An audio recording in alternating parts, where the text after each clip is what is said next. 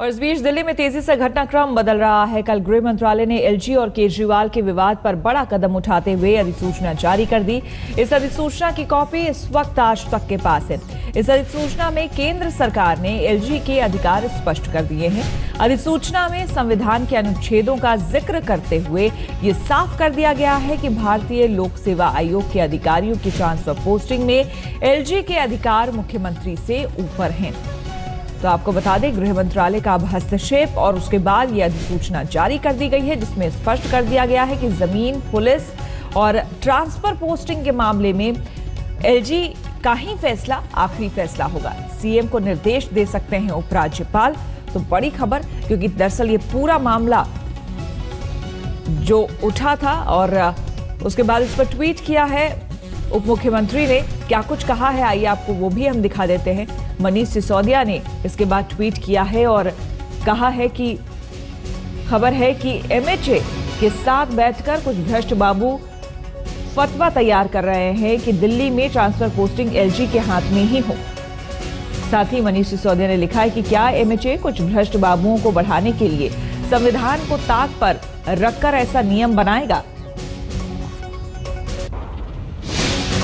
जमीन, कानून व्यवस्था, पुलिस को छोड़कर सभी अधिकार संविधान ने दिल्ली सरकार को दे रखे हैं। इसके अलावा उन्होंने लिखा है कि दिल्ली में अधिकारियों की ट्रांसफर पोस्टिंग और उनसे काम लेना दिल्ली सरकार की जिम्मेदारी होती है। दिल्ली में सीपीसीएस, गृह सचिव, भूमि सचिव भी नियुक्ति एलजी के हाथ में है, लेकिन वो भी सीएम की सलाह लेकर।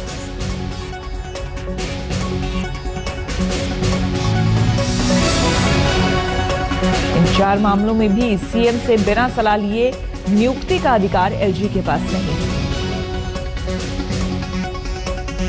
संविधान के अनुसार बाकी सभी ट्रांसफर पोस्टिंग का अधिकार दिल्ली सरकार के पास है।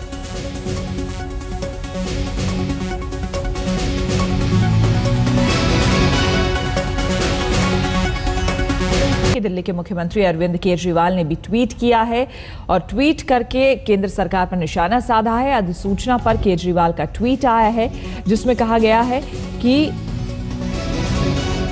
बीजेपी फिर हार गई।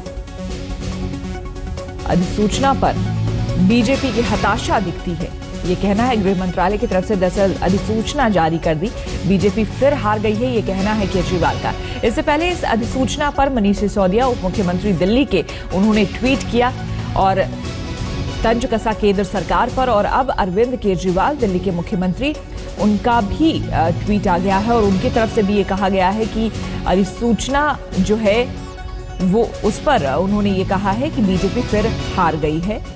और एंटी करप्शन जो मुहिम एक तरह से चलाई थी अरविंद केजरीवाल ने, उस पर घुटने टेक दिए हैं केंद्र सरकार ने।